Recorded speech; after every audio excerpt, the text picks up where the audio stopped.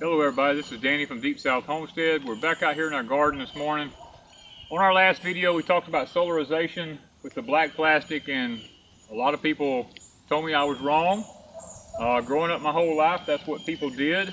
But based on university studies, people seem to tend to want to go with that because of what they say.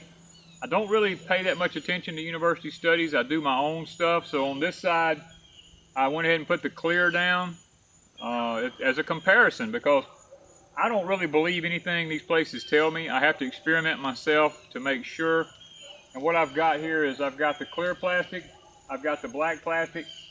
We're going to be taking temperature readings throughout the days to see which one has what temperature at what depths, to see which one is actually doing the best here at Deep South Homestead.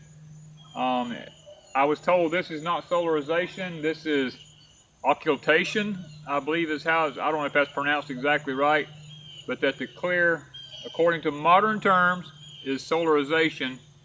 So we're going to actually see here at Deep South Homestead. I decided to go ahead and put both of them to the test, side by side, at the same garden, to actually see which one does the best for us and whether or not this one is any better than this one. Next season we will check and see if there's any difference in nematodes, as far as we'll plant here, we'll plant there, we'll check the root systems on them.